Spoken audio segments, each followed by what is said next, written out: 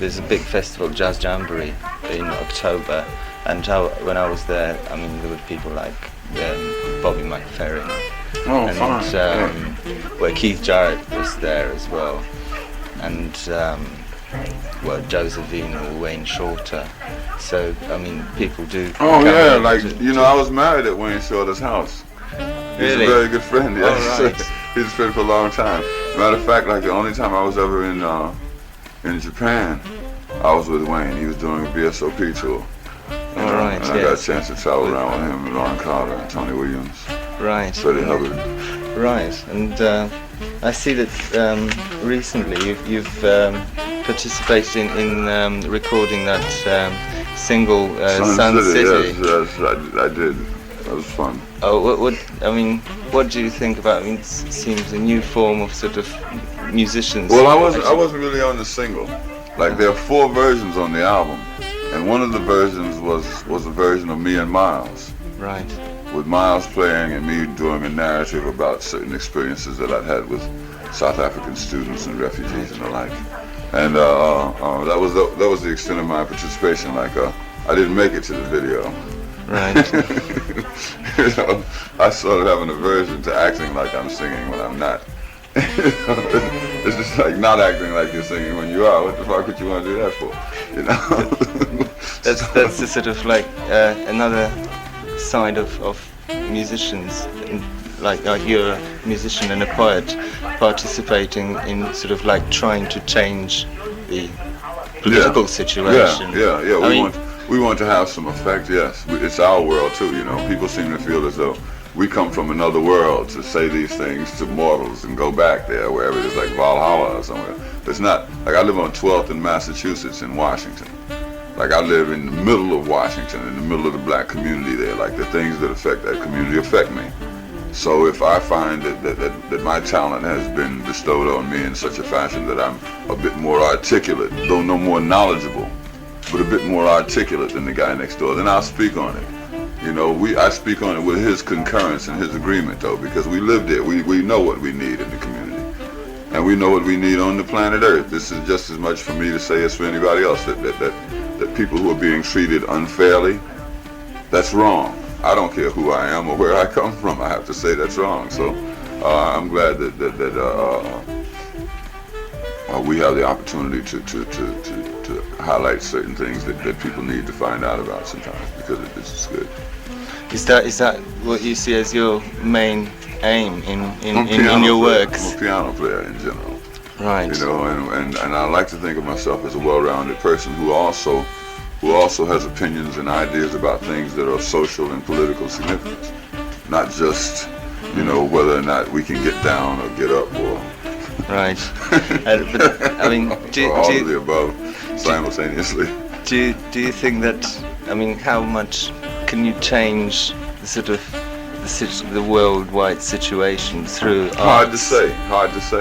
I know that they do change and that things are changing them, and that it's always more gradual than we'd like to see, but it wouldn't be happening at all, I don't believe, if people didn't try. So every major change that's gone on over the last 1,000 years, poets have been involved in it. Who's to say they haven't? Last night's concert was really, I've seen 3 of your concerts, one at the Commonwealth Institute, that was about 4 years ago, I think, then in June, and then last night, and I thought that was probably the best of your concerts. We get better as we go along.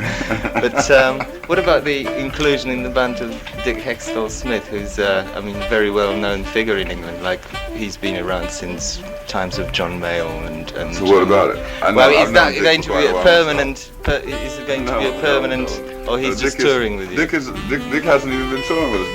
Dick has been touring with somebody else. He's a good friend of Holloway's.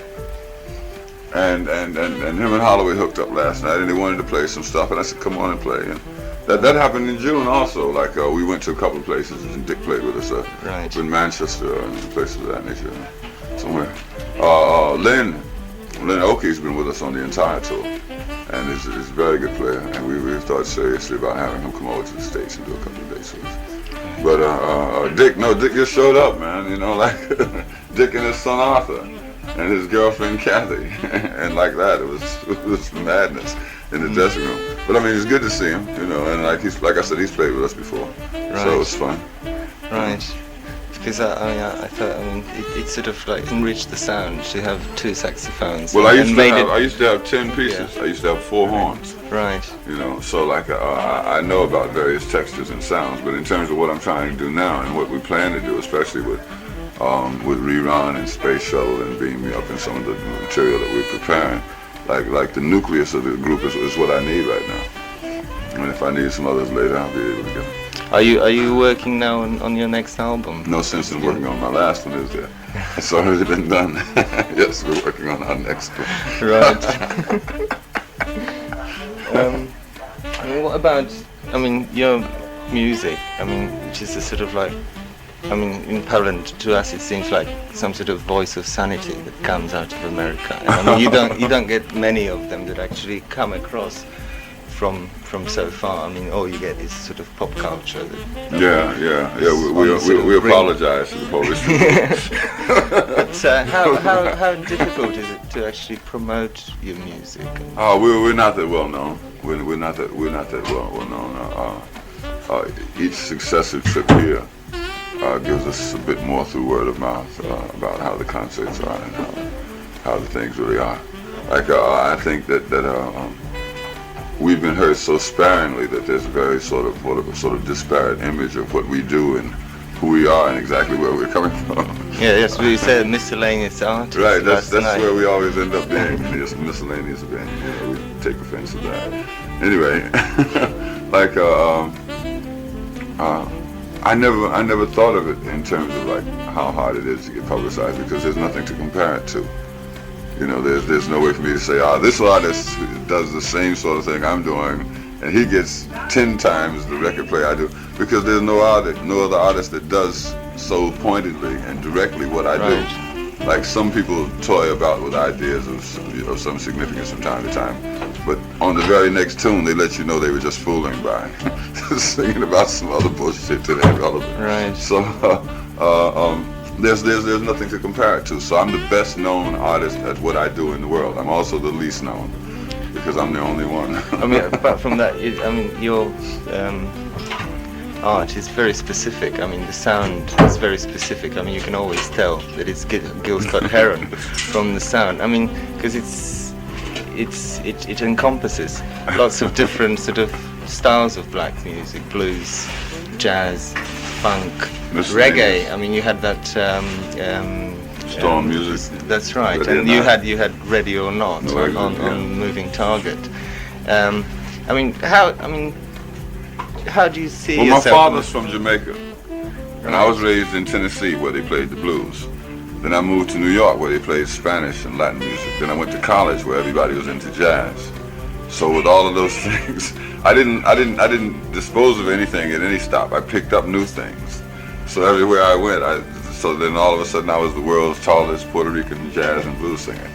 Because all of the different sorts of things that I did became representative of the kinds of people who live in my community. We like Latin music, we like reggae, we like African music, we like the best of everything. We like Fela, we like Eddie Palmieri or Ray Barretto, we like Stanley Jordan, we like Bobby McFerrin, we like Ron Carter, we like Nina Simone, we like Richie Havens. If it's good, we like it. So we like Stevie Wonder and Bob Marley. So why shouldn't I, if I'm going to be a representative of the black community, try to do something positive with all the forms of music that black people like? Because then you're really representative of the black community. Otherwise, you're just representative of 12th and Mass. But if you also play Latin music, that gets you over to Columbia Road. And if you also play African music, that gets you over to Kilimanjaro. Right in Washington, there are different places I can play that no other black American artist can play because I play the kind of music they like in that community. So wherever we go. And when we come over here, there's not a lot of black people. White people like it. Right. It's just music. That's right. In the audience, most of the people were white. Right, and it didn't matter. No, that's right. We all had a good time. They had a good time. Still, the shout Johannesburg was, as loud as as anybody else. That's right. And have it mean just as and much. How much pleasure do you get from sort of concerts like? However, my pleasure is proportionate to P.W. Botha's displeasure. It swings whichever way this shit goes. Right. I'm going the opposite way. Yeah. How did you actually start? I mean, did you start because on the album Revolution Will Not Be Televised, there are a lot of poems a cappella, right. And there is music. I mean, was it music or was it poetry that was your first sort of area? I used to play piano. That's what I did. I played in different groups. They sang Knock on Wood and People Get Ready and Ain't Too Proud to Beg, and I mean, you know, the regular top 40 pop songs that everybody else played. I played the piano. And later on I started to write my own songs, and as I was writing poems also. So the Revolution Will Not Be Televised came out like in '74, but the poems were done in 1970. When I first got to Flying Dutchman, we did a whole lot of poems, and then he integrated some of them in subsequent albums. I went there as a songwriter who played piano and wrote songs and was trying to hook on writing songs for some other artists. And it just so happened that they liked the songs, but they couldn't figure out who in the hell had such a weird voice that they could sing these songs. So they said, well, look, why don't you sing them, and you put them down, and we'll get some other people, you know. And I said, okay, fine. So I did them and did the poems. But I mean, I didn't have any more pride in any one thing that I did than any other. I didn't see them as two opposing things. I also wrote novels. I didn't say, well, you know, I'd rather write novels than do this. I like to do things that have to do with writing and have to do with composing and putting things together that weren't together before. So I take an equal amount of enjoyment from all the things that I do well. You know, the things that I don't do well, I try to stay away from. Right. The other question I was going to ask was about the latest African boom is in music. I mean, because to a certain extent, I mean, there has been a bit of a slump in reggae, like for presumably because of the financial situation in Jamaica and the sort of change in government. It certainly contributes. That's right. I mean, it's very difficult for sort of independent artists to produce their music, so it doesn't come out. But it seems now that the sort of like geographical, sort of like a musical map of the world is changing, and well, different companies are taking interest in areas where they hadn't before. Maybe it's because maybe they're carpetbaggers. They see that like the local economies in some of those areas can't support the artists, so they're going in and picking them up. But if the art and the delivery of it is what's important, then that shouldn't be important. You know, like if they still have a chance to survive as artists and create the music and get it distributed, then from whatever background that comes from, like I personally do pretty much what I want to do whenever I get ready. So I don't know. Like Arista wanted to bring in a producer for my records. I wanted to keep producing it. When they see it my way, I'll bring something else out. You know, I'm not under any great, well, I have to get an album out, so whatever price it costs me personally or integrity-wise or as far as my own sovereignty is concerned as an artist, like they can't afford it. You know, there's no price. That's why we haven't come out with an album. We'll come out with one when they see it my way. They see that I'm still a viable artist. I go everywhere in the fucking world. People come to see the shows. We have a good time. Like, that's more important to me than who produces it. But I'm going to produce it. I haven't heard anybody else producing anything like mine, so I don't want to be an experiment. I know how my stuff is supposed to sound. And if it's not as hot or as cold or as warm or as this way or as that way as the latest top 10 tune, the hell with it. They'll buy a few albums. We'll survive. We always get groceries the first of every month. I pay my bills. That's all there is to it, you know. What do you think about? I mean, the only sort of parallel that I could use of what you're doing are the dub poets that come from Jamaica and also Linton Kwesi Johnson in Britain. I mean, how important do you think is what they're doing, and what are your feelings sort of about dub poetry? I mean, like this, like I said, we do all the different kinds. We enjoy it all. But he was included in the list of the artists that produced, that actually played on and sort of took part in production of Sun City. Yeah. Linton as well. Yeah. Well, see, what happened? The funny thing about Sun City was that I didn't see anybody but Steve. The day I went in, I had been working in New York on this boat that goes around the island. You play concerts while the boat goes around. You ever see that? Anyway. It's called the Hudson Dayliner, and people bring picnic baskets, and they pay like 12 pounds or so. That would be the equivalent. And they bring picnic baskets and their girlfriends, and you go around Manhattan Island out by the statue, and you get to look at it's nice. Anyway, I had been doing that.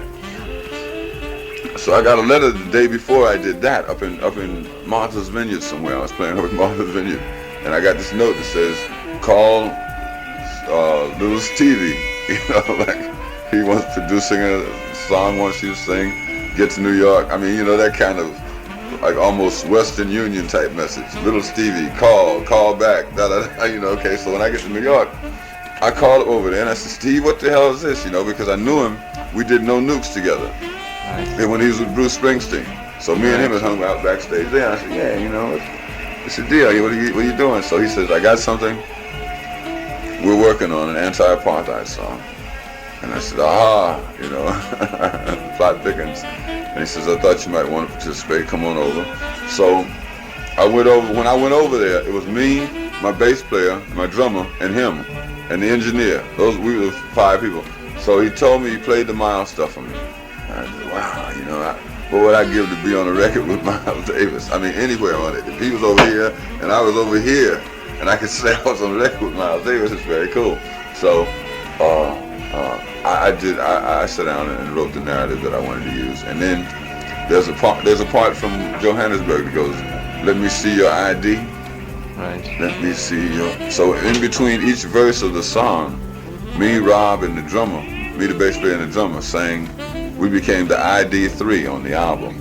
Because we sang Let Me See Your ID between each of the verses, because that was one of the primary parallels between what they used to say happened to them in Johannesburg all the time and what used to happen to us in all the cities. People would come up and say, let me see your ID, and if you don't have your driver's license, your passport, your information, you go to jail until you can produce it. And that's the same thing used to happen to them. So we were using that as a comparison, and between each verse we would say, yeah, let me see your ID, like we go through that. And so I didn't see anybody else who was on Sun City. I just heard the work and enjoyed it and got some inspiration from it and worked, and then I left. So first time I saw all those folks was on the video the other night. I saw the video and said, hey, those are the guys. I was supposed to be there. Why aren't I there? It's because I'm here, I guess. What do you think? In America, since Reagan became president, the situation seemed sort of the social situations has worsened. What do you think? What hopes are there? Whoever's in charge administration-wise, then their people become get the social spotlight. They get the media attention, and their people are the kind of people who are like into yesterday. So there's a lot of nostalgia type, good old days type shit that never even existed for most of us. We don't think those were good days. They fucking do, but we don't. So there's a lot of people wanting to go back to things that never really were. And the rest of us are just sort of saying they can't go back anyway. But it's really fruitless to argue with them. They'll see in a minute that they can't go back, and we'll all go ahead. How much of it do you think is the sort of like an influence of mass media, and how much of it is the actual ideas? Because the ideas are not new. The representatives like Reagan set the tone for the country. The speeches that he makes, the people that he appoints, the decisions that he makes or urges other people to make, set the tone for how people look at things. Because this is, I mean, you know, like nobody wants to get down to the basics of saying this is the president, but he's lying through his teeth. So like everybody sort of goes along with the president said it, you know. So even if it's not good, it can't be that bad. I mean, you know, like because see, people don't not like Reagan. Reagan is all right. It's just the shit that he does that's so stupid, you know. like as a person, Reagan seems like an all right guy, but he has these people around him that keep telling him these things. Like, whoever heard of Princess David? I mean, the guy's reading things off these papers, and if somebody writes down the wrong thing on one of these papers, he's gonna start World War III. He's not gonna even know what he fucking said. So I'm saying that like there's a lot of that, you know, and there's a lot of concern for that. You want people to have a better opinion of America than they have of Ronald Reagan. Right. I mean, because what you do is like a sort of social commentary, and also, I mean, you sort of are a person that writes sort of American history in a way. I mean, we've got it on the on television and right. so on. Well, see, now that's why we did Black History, because there's several different ways.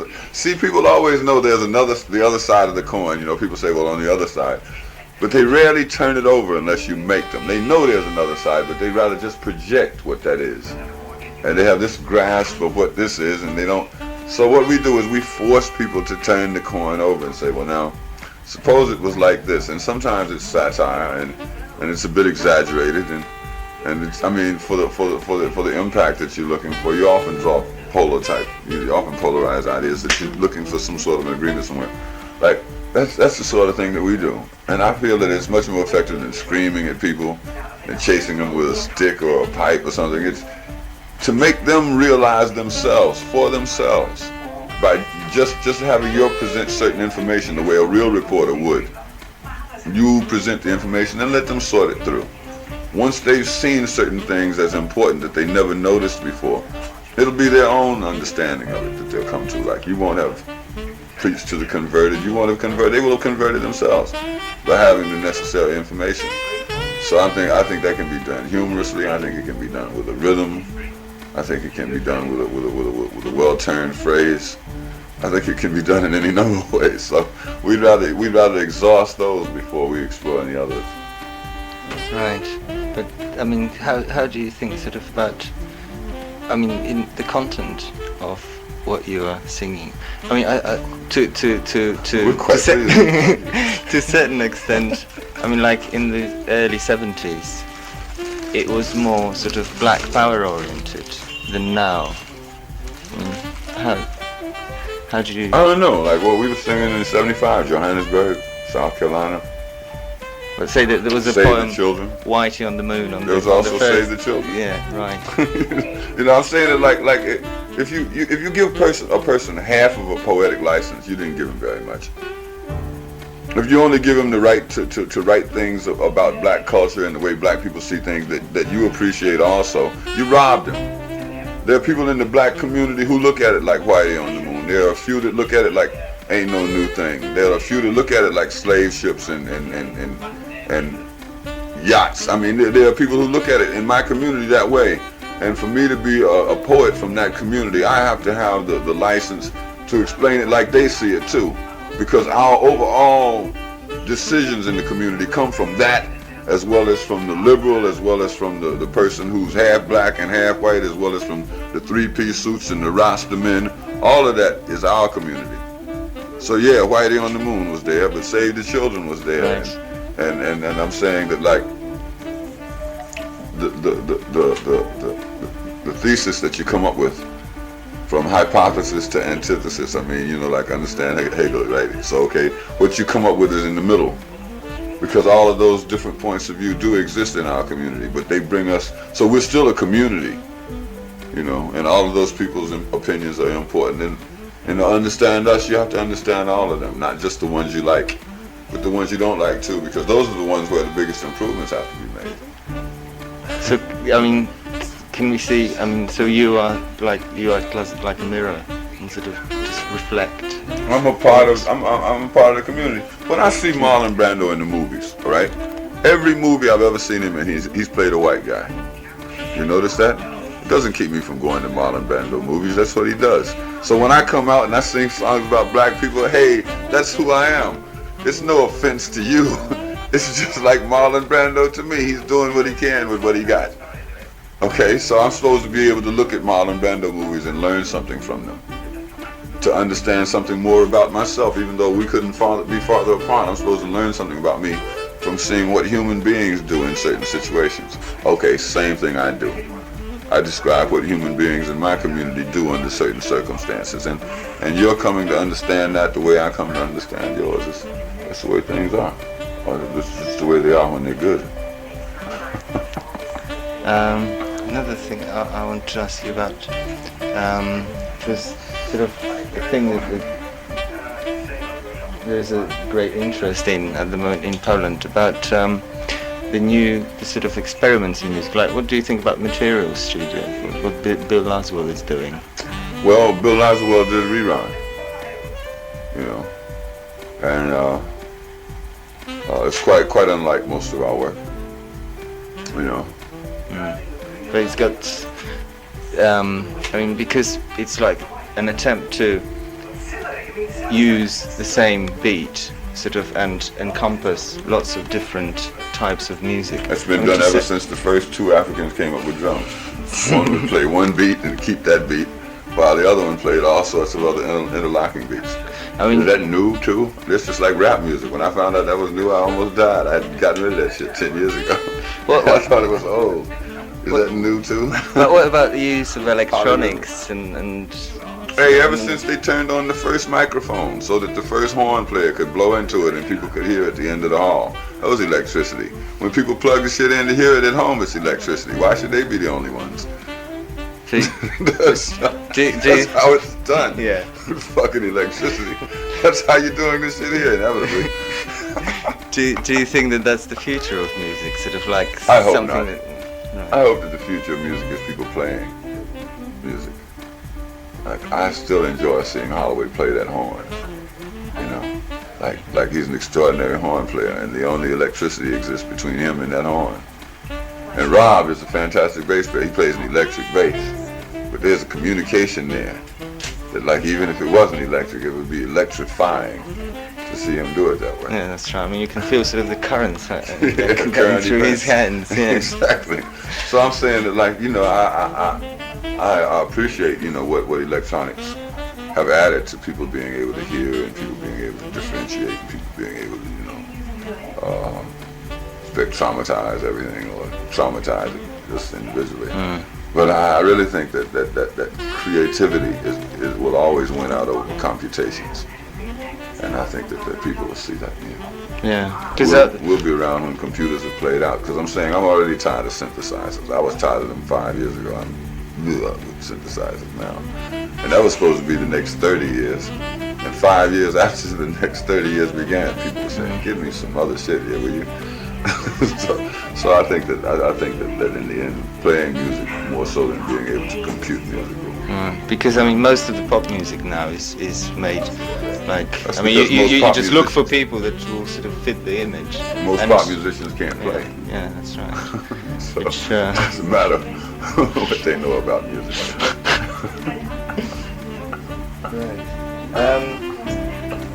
Well, I mean, I'd like to ask you if you've got any sort of message for the Polish readers.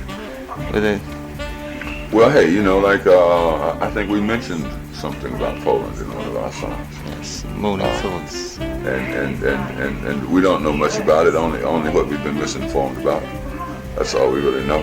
It's only opportunities that we get to meet people who've been there and see how they are. That I get more of a sense of how Poland and young Polish people are than I do from all of the Jaruzelskis on television, you know. So I'm saying that it seems as though that we're all looking for a break, you know, for people to get off our backs and give us a chance to straighten up.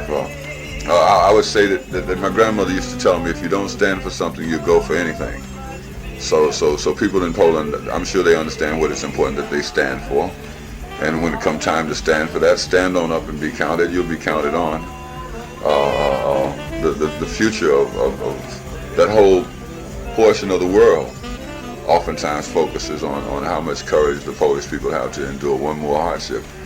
So we sympathize, but we also understand that it's necessary in order to get the yokes off your back sometimes. You know, we applaud the effort. Right. Thanks very much. Okay. Thank you.